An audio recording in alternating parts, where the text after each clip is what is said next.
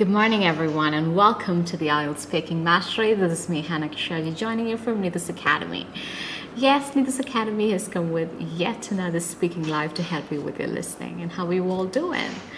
Yesterday was Vishu, so I hope you all celebrated and had fun, and you're all in a mood to learn this morning, are you? Okay, let me know about that in the comments. And you might have a bit of Monday blues today because yesterday was full of celebration, and we were all having fun and things were like so much fun yesterday. And now you have to get serious, you have to study, and so maybe some people, not all of you, some people might have this starting trouble, but that's okay. All that you have to do is to just start, and things would just happen, and things would just flow, and things would just happen in the flow. All right, about speaking, like I always tell you, speaking is one of those modules that's really tough for some students, and that's fine for some others, and that's very easy for few. So if you are in between the first two categories, that it is very tough or it's okay, if you're in any one of these two categories, what you have to do is you have to practice every day. Practice every day for each of the aspects that they've mentioned in the assessment criteria. Like for your fluency and coherence, you have to focus on your vocabulary, your grammar, your pronunciation, and things like that. So it's important that you focus on those things, all right? Okay, so another thing that I want to tell you about is how we'll be doing these questions and the answers today. So you will have few questions. I've come prepared with some questions for you, and I'll say the answers, I'll discuss the answers, but I'll definitely give you some time to prepare the answers. So you can either prepare the answers before I show you the answers, or you can think of an answer or start preparing an answer after I discuss the answer. So you can do it in whichever way that's comfortable for you, but it is always recommended that you try to make some answers before you see the sample answer, because only then your creativity would work. Because in speaking, especially in IELTS speaking, you need a bit of your creativity. You need the creative aspect of your mind to work, because it's about the ideas coming together as an answer. So with the help of the language you have. So basically, language is a helping aid that is used to convey your ideas, right? So you need to have good ideas so that you'll be able to present a beautiful answer. It's not compulsory that you need to have, you're not marked for your ideas. So even if you don't have great ideas, it's fine. But like I always say, if you have good ideas, it would be easier for you to present, okay?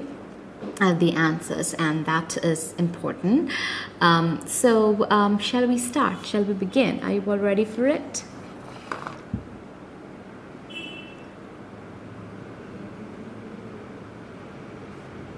Yes, I hope you're all ready.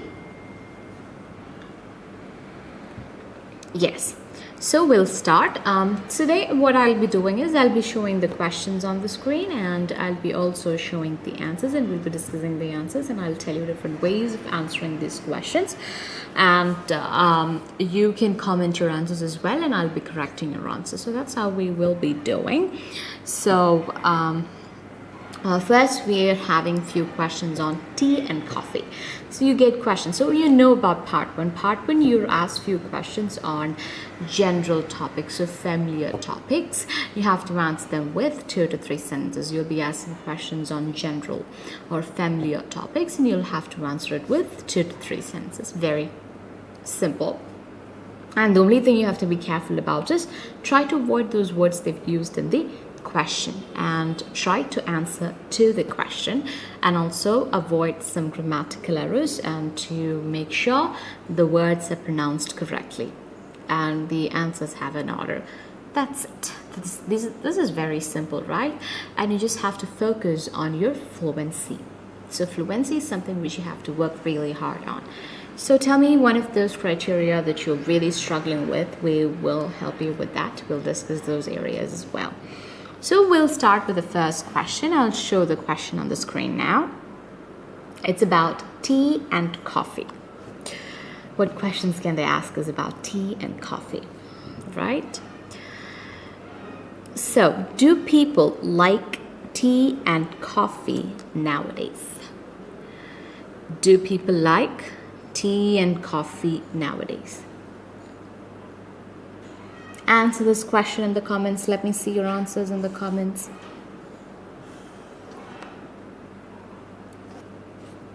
So, what word will you use? So, what will you do? When you get a question like this, for nowadays you have to use another word. Another word for nowadays could be what? Think of it. These days, right? These days.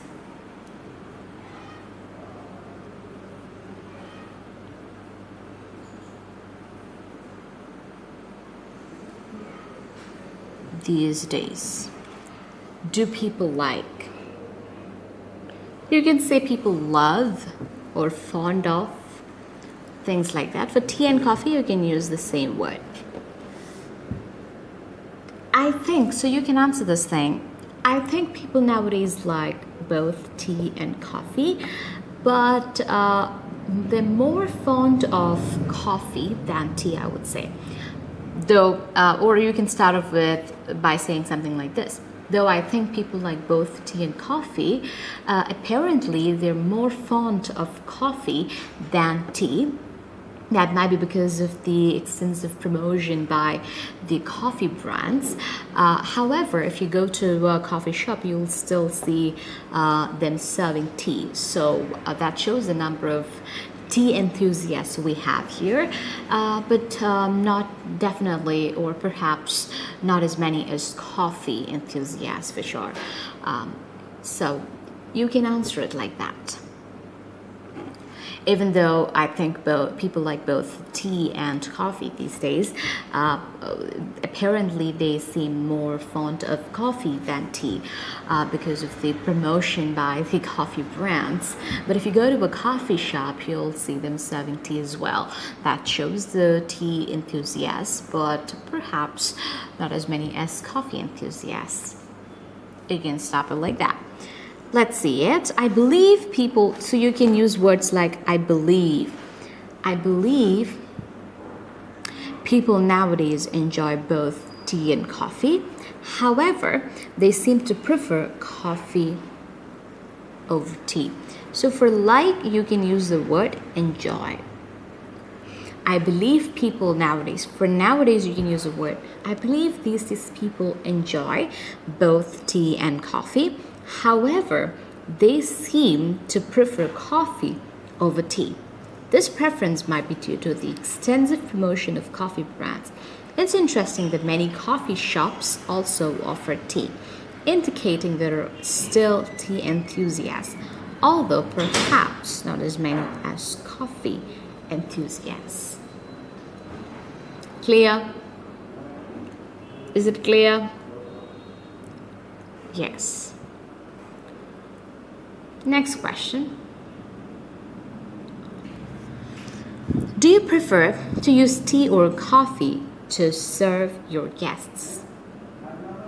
Do you prefer to use coffee or tea or coffee to serve your guests? You can answer this by saying something like this. I usually try to give instead of, because serve they've already used in the questions. You can use a word like give.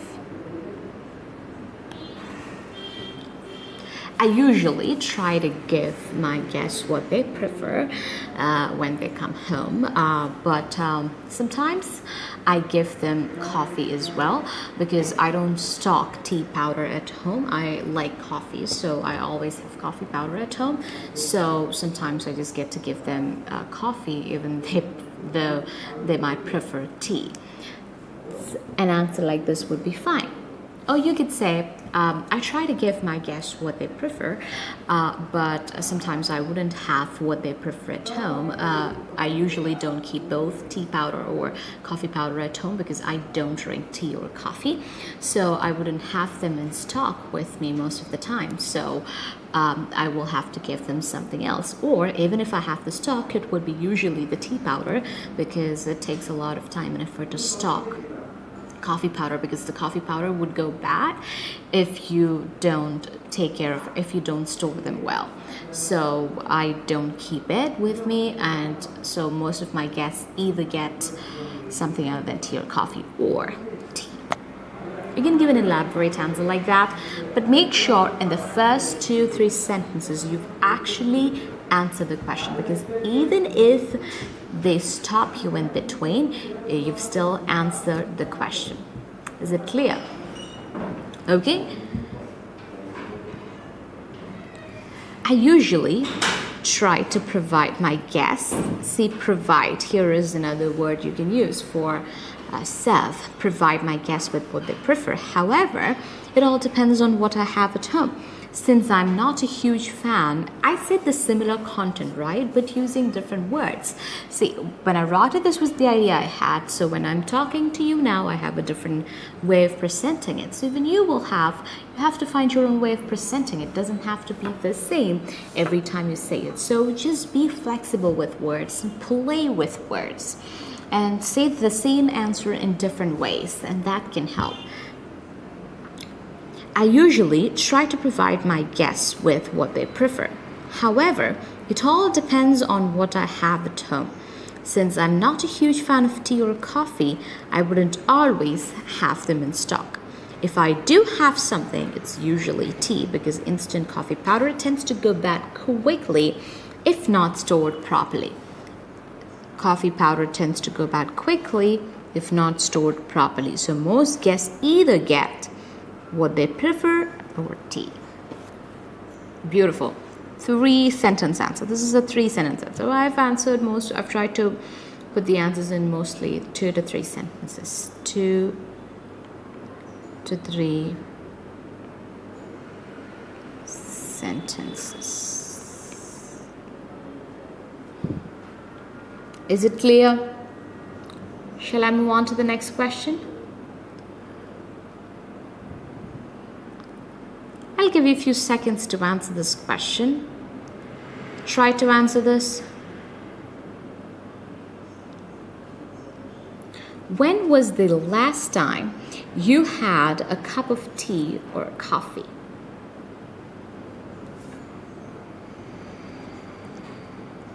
Tell me, when was the last time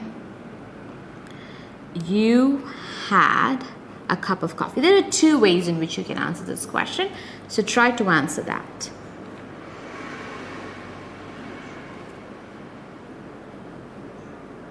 Okay, ready?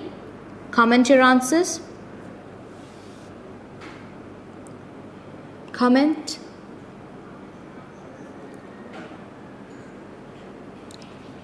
When was the last time you had a cup of tea or coffee? The last time I had tea was this morning, because I'm a huge fan of tea and I can't survive without tea.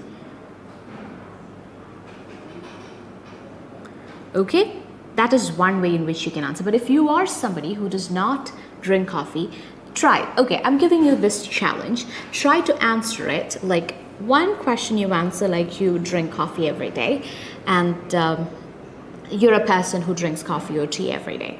Answer it like that. Another one, try to answer in a way that you don't drink coffee or tea at all. Try to play how you would express yourself. Try to play with the words that this is how you challenge yourself and put yourself in different situations and answer questions. Try that.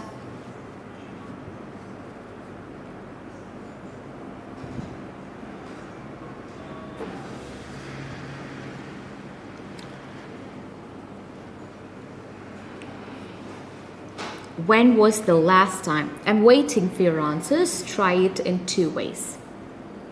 Okay, so I'll tell you that. The last time, so I'm going to answer it in 2 ways. So I told you can answer it in 2 ways, where you can play with your words. Okay, one such way is the last time I drank coffee, or I had a cup of coffee this morning because I'm a huge fan of coffee and I can't start my day without coffee. It gives me some kind of positive energy and strength. This is one way. Or you can replace the coffee with tea. Another way of answering is, I'm someone who doesn't drink coffee or tea, so the last time I drank coffee or tea, I can't quite remember the last time I had it. It might have been when I was a little girl, or when I was in first grade or so. So you can say something like that. All right, I'll show you the answer here. Since I don't drink coffee or tea at all, I can't remember the last time I had either of these. Look at these sentence format. Look at this sentence format. I can't remember the last time. I can't remember the last time. I can't remember the last time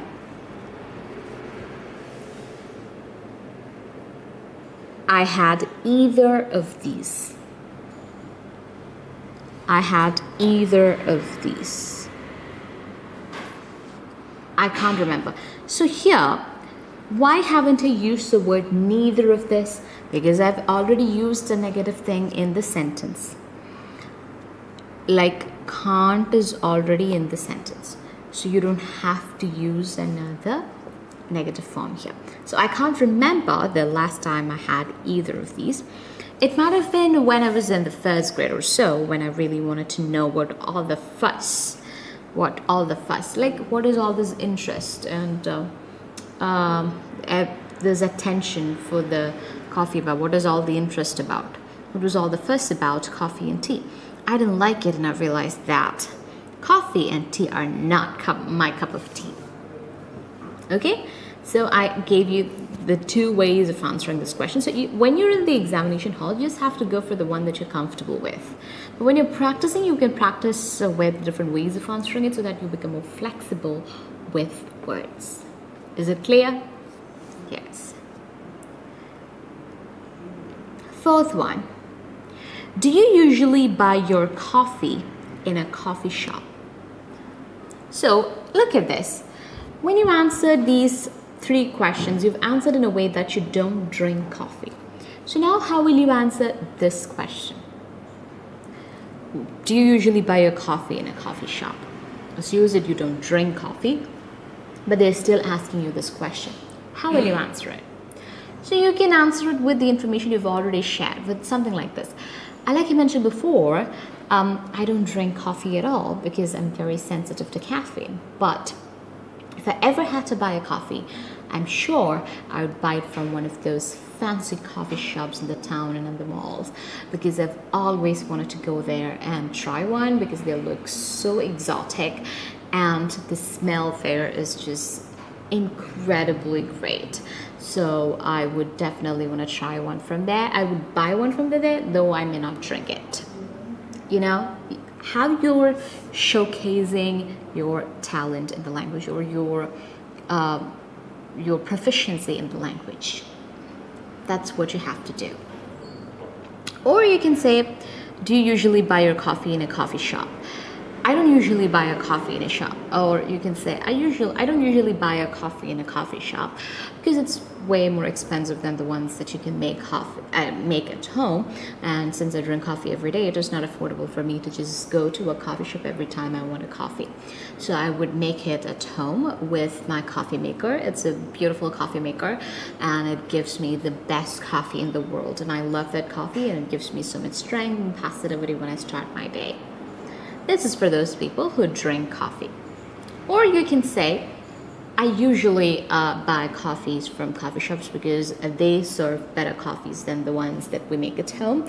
And I usually give it as a treat to myself. So I treat myself with those things every day since I'm working really hard on different projects and things and putting all of my energy into my work. Sometimes I feel like I need to treat myself, and this is how I treat myself. All right, these are the different ways in which you can answer. I'll show an answer here. Like I mentioned before, I don't drink coffee because I don't like it, and also because I'm very sensitive to caffeine. However, see, use these kind of usages. Those are all very important.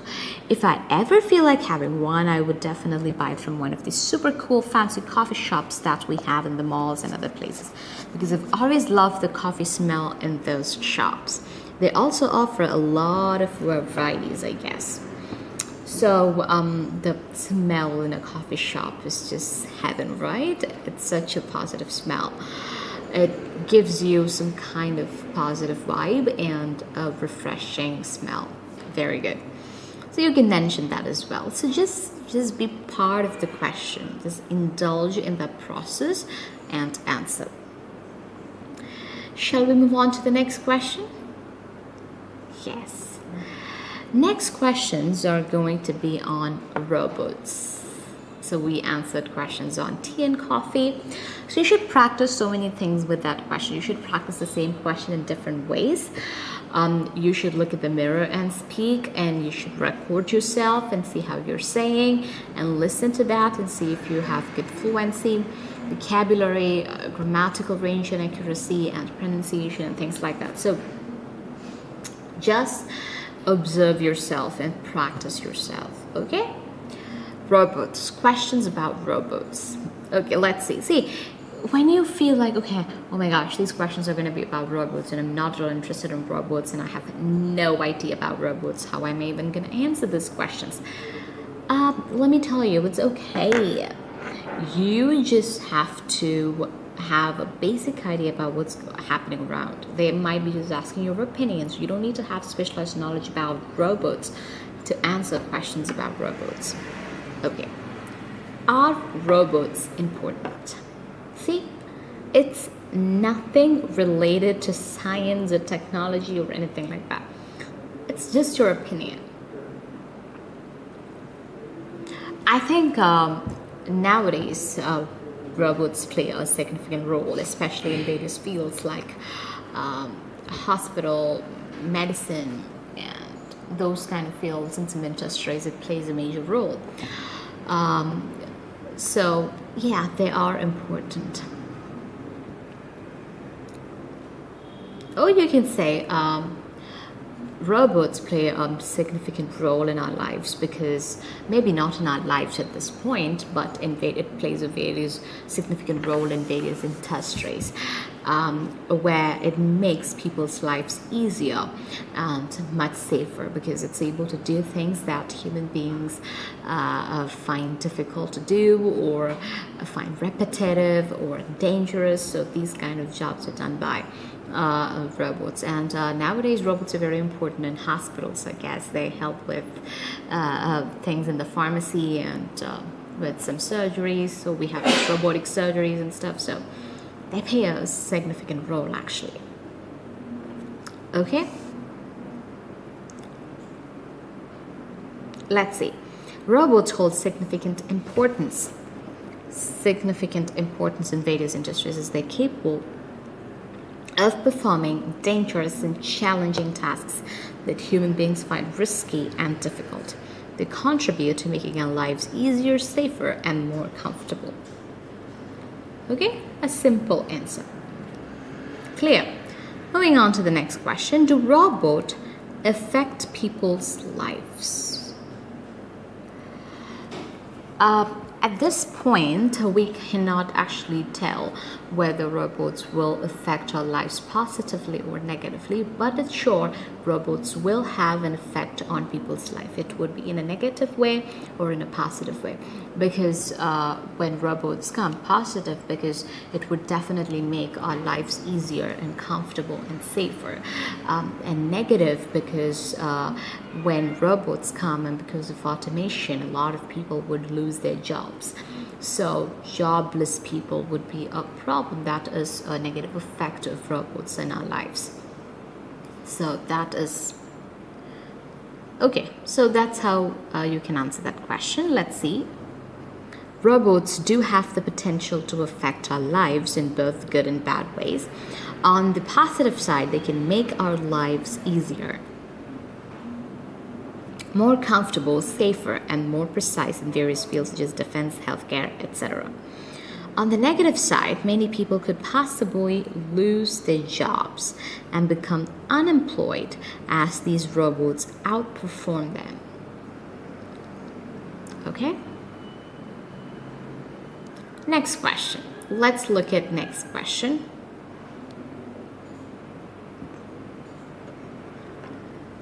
Have you ever watched a movie about robots?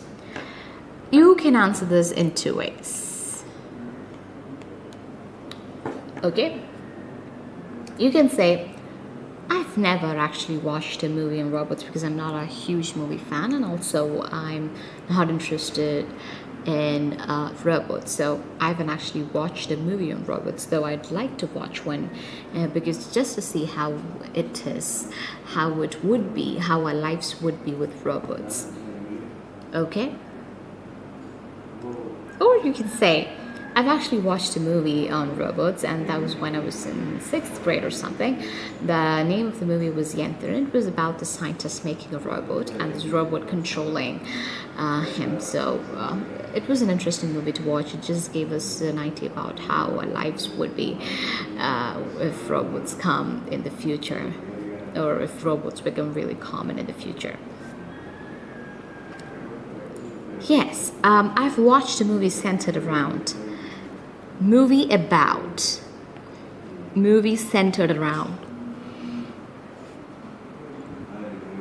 robots. I watched it a few years back when I was in school. The name of the movie was 𝐴𝐿THR, and it was about a scientist creating a robot and the robot taking control.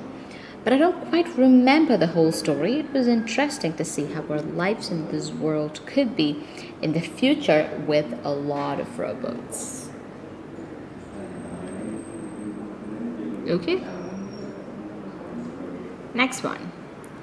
Should we let a robot drive for us for a long time?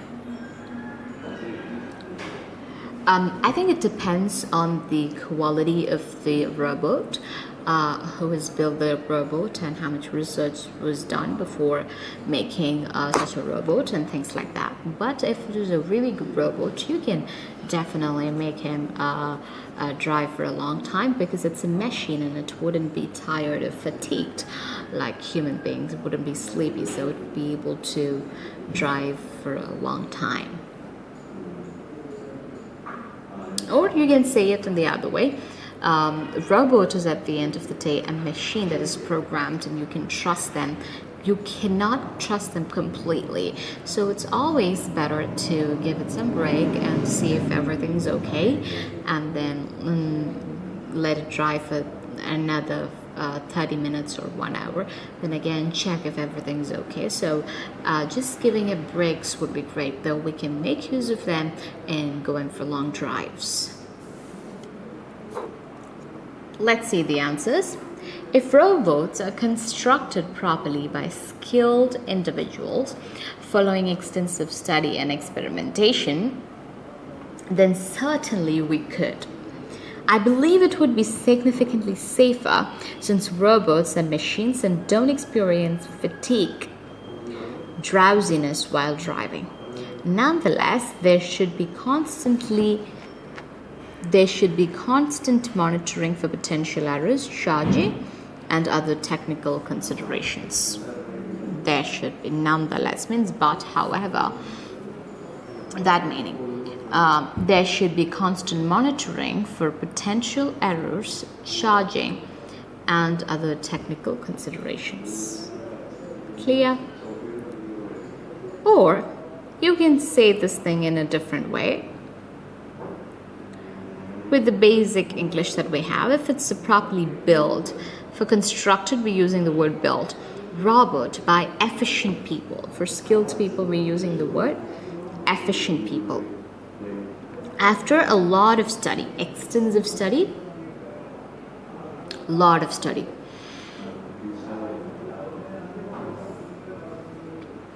and experiments, then obviously we can.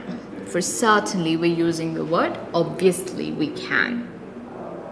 I just feel like it would be much safer that way, because robots and machines, that they don't get tired or sleepy while driving.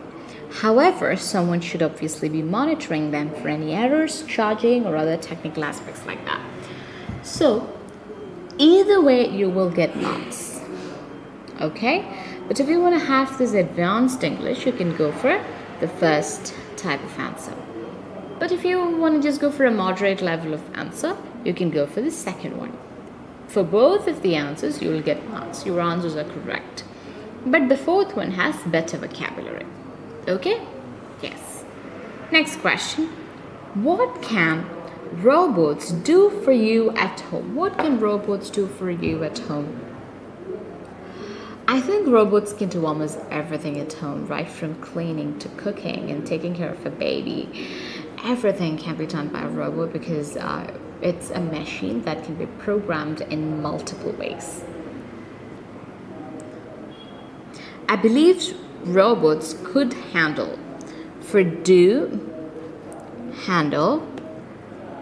all household tasks, from cooking to cleaning dishes and making beds.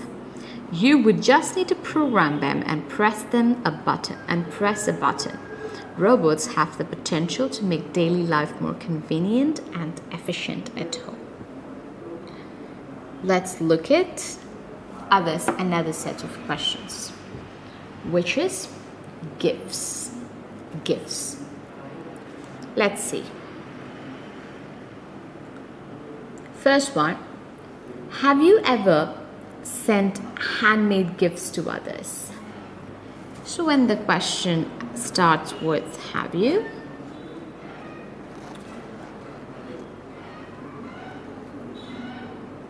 how will you answer? Tell me.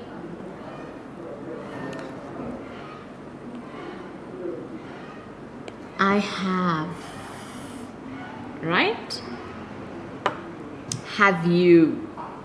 I have. Easiest way to answer this is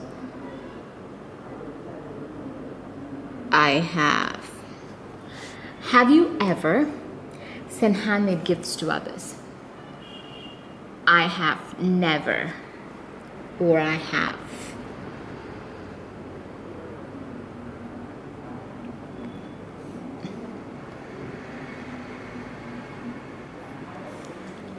I've never sent handmade gifts to anybody, because I'm really bad at making gifts all by myself. I usually trust some gift shops to get gifts for the people I love. Okay? What's another way of answering? Yes, I always give handmade gifts to others, because I believe when I give something to someone, it should have my hand in it. It should have the efforts that I put in to make it. So I always try to make gifts for other people. When I'm gifting something to other people, I always try to make it with my own hands. I've indeed, in fact, I constantly opt for handmade gifts, because I believe they convey the depth of our sentiments to the recipient. Crafting these gifts involves pouring our hearts and souls into them, making the act of gifting truly meaningful and memorable. Okay? Now the next one is, have you ever received a great gift? I don't know if I'm very fortunate or not, because I've received so many gifts in this life, in this lifetime, or over these years. Something can be said. I think I'm very fortunate that I've received a lot of gifts, and most of those gifts are really great gifts, and I feel that I have that feeling about every gift that everyone has gifted me. But if I were to mention one, I would say it was a letter that I received from one of my friends. The letter just was so beautiful, and it had mentioned so many things about my life, and it just made me feel so loved and appreciated, and so that was the great gift I ever received. Okay, let's see. I consider myself very fortunate because I've received many wonderful gifts. However, one that will always stand out to me is a heartfelt birthday letter from a friend. It remains one of the greatest gifts I've ever received, as it made me feel truly special and filled me with an indescribable sense of positivity. Is it clear? After reading this answer, you will get some ideas in your mind. So with that, you make an answer on your own. That's how you practice. Okay. Next question. What do you consider when choosing a gift? I consider a lot of factors when choosing a gift, like what they need at that point and what they prefer and what they would have chosen if they were here selecting gifts for themselves, or what they would appreciate the most and things like that. And of course, my budget. These are the things I consider when gifting someone something. When choosing a gift for someone, I consider numerous factors. I contemplate what they might require at that time, what they would value, and of course, my budget. It's important to me that the gifts I give are cherished for a lifetime.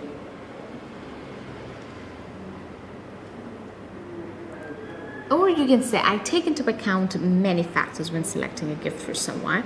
I consider what they might need at that point.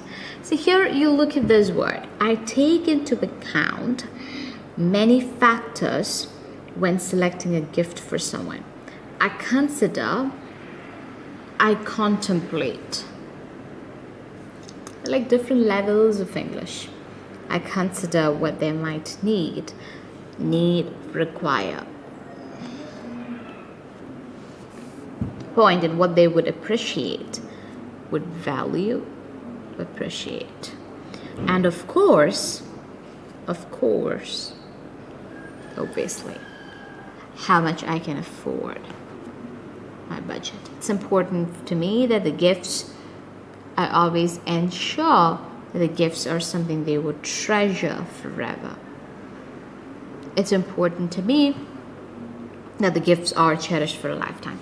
You can take your favorite words from these two answers and make one on your own. That could be an interesting game. Okay? Now, the next question. Do you think you're good at choosing gifts?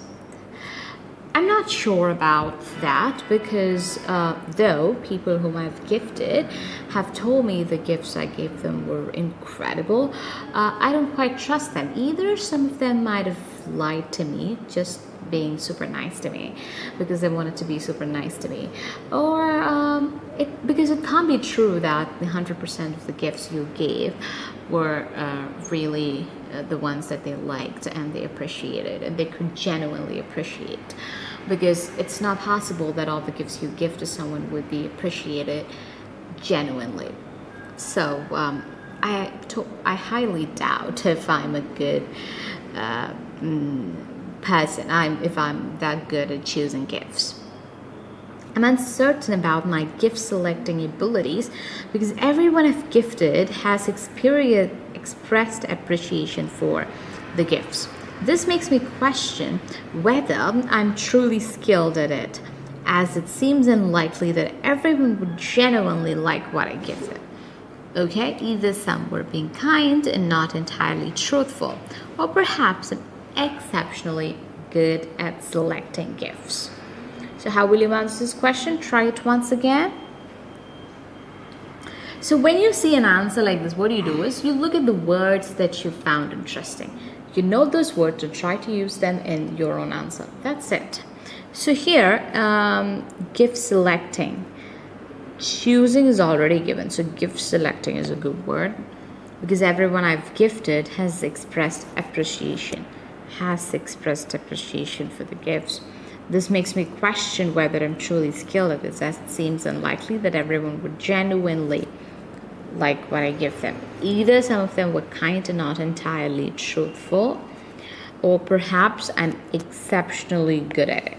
So you can say, I'm very uncertain about my gift selecting abilities, because everyone I've gifted has told me that the gifts were really nice, or they've appreciated the gifts I gave them. So it makes me doubt if that's true, because it's not possible that everyone would like the gifts that you gave them. So some of them might not have genuinely liked it, actually, because we all are different people, and different people have different likes and dislikes. But if everyone has happened to like it, either some of them were being kind and are being not very truthful, and or I'm exceptionally good at this. You see, I tried to use these words and make a sentence on my own. Okay, so these were the questions that we discussed. We discussed questions on tea and coffee. We discussed a few questions on rowboats, then about gifts. All right, so do you guys have any questions? No. So shall we move on to few more questions? For this questions, I have not given an answer, like I've not written an answer. You should try it on your own. Now I gave you sample answers for 3 questions: coffee and tea, for rowboats, and the third one about gifts. So I gave you sample answers. Now you have to try on your own. This is like a worksheet for you. Okay, you should try on your own. How do you like geography? I love geography, or I should say I liked it back when I was in school, because it was an interesting subject and I had an interesting teacher who would explain everything to me. And I liked those sessions where she would show us the rocks and she would explain us more about the soil and wind and how certain things happen. But certain other aspects of geography were really difficult for me, so I didn't like that part. But there were some parts of geography that were interesting to me, so I liked it back when I was in school. A simple answer. Try one like that on your own and comment. Do you think geography is useful? Yes, I do think geography is useful, but I can't quite tell the industries or fields. I can't quite name the industries or fields in which they're very much useful, but I think it plays a major role in so many sectors. Okay, you can mention that, but if you can remember those sectors, you can mention that. If you cannot, just put it simple like this. Next, have you ever learned geography? Yes, I have learned geography in school. We had it from 7th grade onwards, and we had an amazing teacher for it. She would explain every aspect of it, and I still remember one of the concepts that I learned in geography even now, which was called terrestrial radiation. I still remember it because it was explained that beautifully. Just giving a little more information to make it lengthier. Okay? Do you want to be a geography teacher? These are very simple questions. You can try answering them on your own. You don't need a sample answer for that. Okay? Do you want to be a geography teacher? If I were to be honest, I would say I really wanted to be a teacher back in school, a geography teacher back in school, because I really liked that subject and I found it interesting and I liked the teacher, so I wanted to be a teacher like her. But now that I'm a grown-up, I don't want to be a geography teacher because I don't like that subject anymore. I have no interest in it. So now the answer would be that I don't want to be a geography teacher. Okay? So this is how you answer these questions. I hope these questions are clear. If you have any questions related to any of these, you can comment. I will answer them. Okay? So will you try these questions at home and then practice with it? Okay, so you must practice it at home, and we'll come with yet another IELTS Speaking Mastery Live on next Monday at 10 a.m. So our IELTS lives are all at 10 a.m. morning 10. So we'll be coming with IELTS Speaking Masteries on Monday at 10. So watch it, and we'll be discussing these questions. I'll be discussing part 1 of the speaking module. So I hope it was helpful, and I hope it will be helpful. Bye-bye, take care, and have a beautiful day.